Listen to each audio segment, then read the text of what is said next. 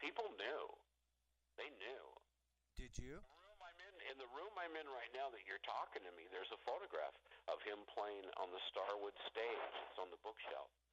Uh, it became more obvious as time, as time went on. But even in Quiet Riot, he did some brilliant stuff. Yeah, especially with a song like Laughing Gas. That's where he did his solo, which turned into D. And there are a couple of other things he recorded with Ozzy that an astute Randy scholar can pinpoint and say, that's from Quiet Riot days. That's some of the chords and some of the ideas that he had even back then. Yeah, one of the songs on the Quiet Riot years is the same riff as Suicide Solution. I didn't even know that. Yeah. Interesting. Okay. All right. And here's a question. What are the names of all of your albums and how can they be acquired? The names from first to now is, the first one is Titanic Overture. The second one is Portraits of Oblivion. That's the one with the radio sequence. In March of 2011, I released Pride and Profanity, which so far has been my very best seller.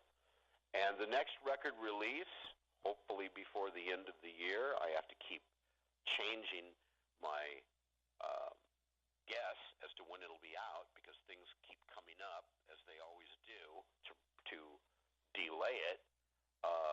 The next one that will come out, which will be my fourth, is going to be called Magnificent Obsession.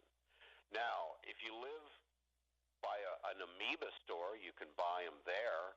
There's stores up around San Francisco and Pacifica, California, and some of the little towns up there where you can buy them in the stores. But basically, the best way to get the record is just to send the money here to the school, and I'll mail the record out the very next day. For your audience, they just have to send the money. It's really $12 because of the postage. So it's 12 for one and 22 for both of them. And let's see, I think it's like 36 for all three. And I will send them out the next day.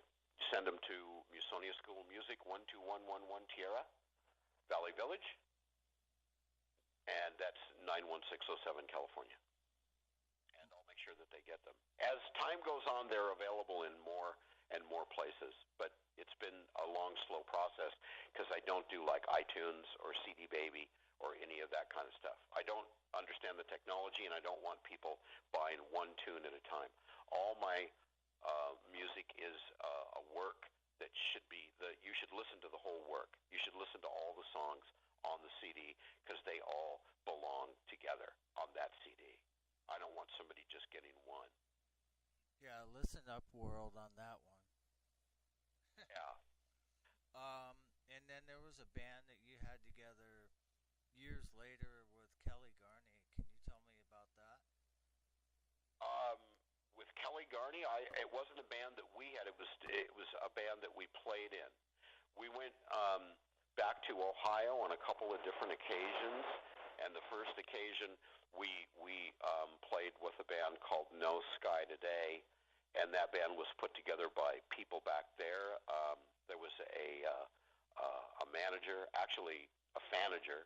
The difference between a manager and a fanager is somebody that kind of really wants to be in a rock band or be around the scene, and they're not really a legitimate manager, so they come up with the money.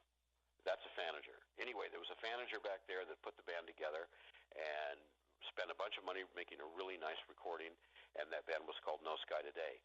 Then Kelly and I went back, I think the following year, or yeah, it was the following year. We went back, and then at that time we recorded with a blues guy named Hurricane Jerry. So we were in two bands together. And we like to work together, and I'm sure we'll do so in the future, too. But unfortunately, he's not involved in Randy Rhoads Remembered. He's not the bass player in that. So we're not going to work together in that operation. Yeah, I think he's kind of taken a break from all the Randy stuff. think so too. And, I highly recommend his book. I think that if people really want to know about Randy's start, I think that they should read that book. You contributed to it. Yeah. It's a really good way to see where Randy went. Where he came from. How people know kind of a lot about like when he was in Aussie, but this is like the roots. This is where he came from. And so I highly recommend that book to people. I really do. And also Bob Daisley's book. And Bob Daisley's book too.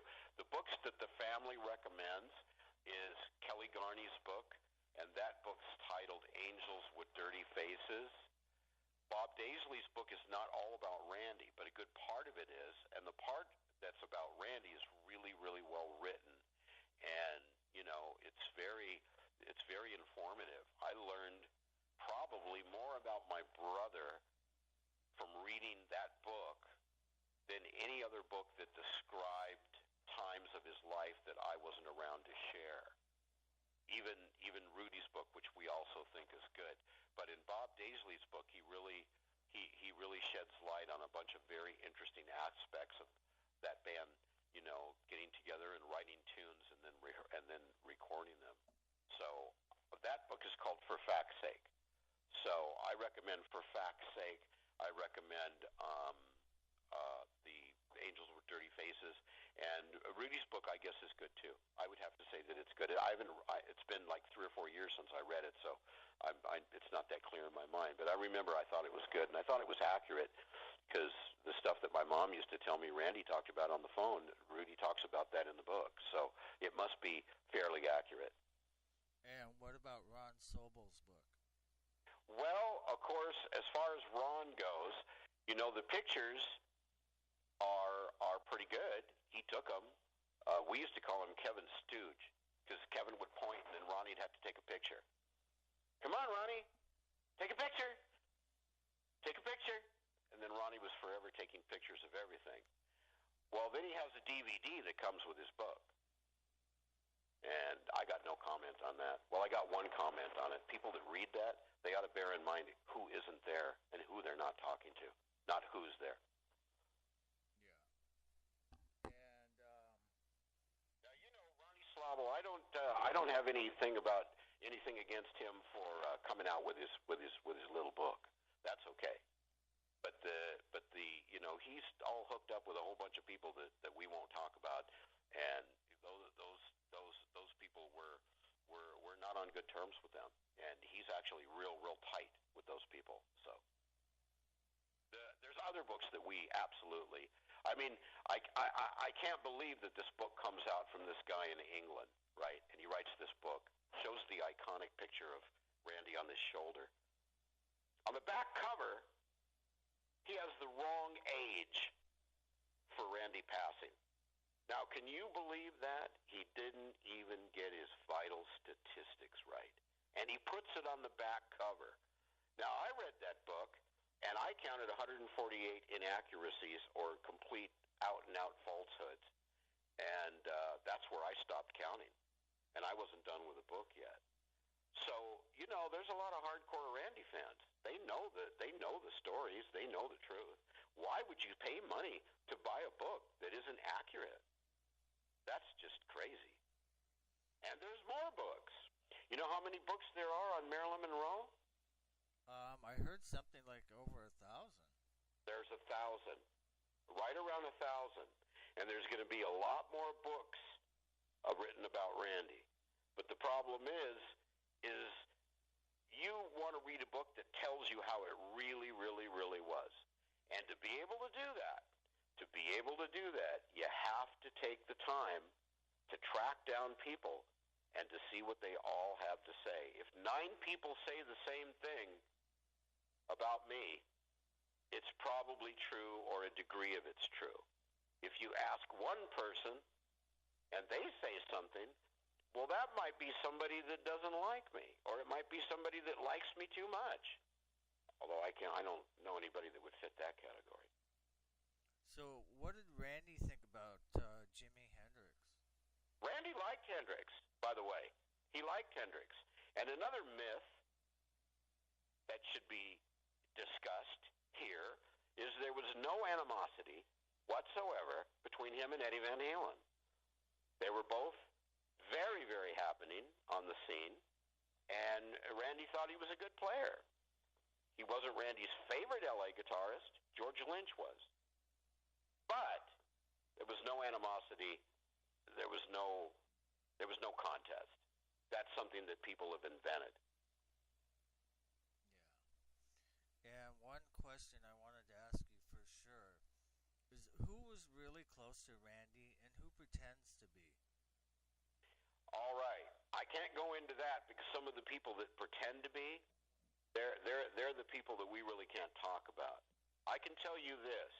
There was a close clique around Randy during the times that he was in Quiet Riot, and those people have banded together and they've done a horrible, horrible, horrible thing to us. If Randy was here alive, walking this earth, he would be shocked to the core. Now, the people that were really close to Randy and stayed loyal to him and always have stuck with the family and supported us and supported Randy's memory. The first one that would come to mind would be Jan McGuire, which was Randy's first girlfriend, first serious girlfriend. He wasn't a skirt chaser. He was a pretty loyal guy. And I would say that it's very safe to say that Jan was the love of Randy's life. She, to this day, is very, very, very loyal and honors his memory. Kelle, there's been a lot of stories about him. And that's what makes him interesting, because he's kind of this polemic character. And he's done a couple of weaselly things, but basically in his heart, he's always loved Randy. And he's always been, very, very, very sincere and very loyal. My sister is absolutely concerned with my brother and his legacy above just about all else. She's really, as the years go on, she's gotten even more so. Of course, I have to include myself. I'm his big brother. I always was. And I've always stood up for him and looked out for him. And I can assure you that we are doing so now. And we will continue to do so. But some of the childhood friends, some of the people that he grew up with, those people are long gone, scattered to the wind. A lot of the people that we, like musicians that we first encountered when we, were coming out of Burbank and starting to play different places and all that, some of those people have passed on. They're not even alive anymore. Yeah. And what about working at Capitol Records? Can you tell me all the things that you were exposed to from having a gig like that? If I told you all the things I was exposed to, we'd be on the phone for 3 weeks. But I can tell you some of the highlights. I got to meet the Beatles, except for George. I got to meet Linda Ronstadt. I got to meet a lot of different people, Leon Russell. I got to meet a couple of people from the real old times, because when I worked there, it was the 70s. So that was long enough ago that I was old enough to get a job. But some of the real old-time people were still around. And people would, people would call me in the mailroom, and they would say, there's somebody that you should meet. Come up to the 3rd floor.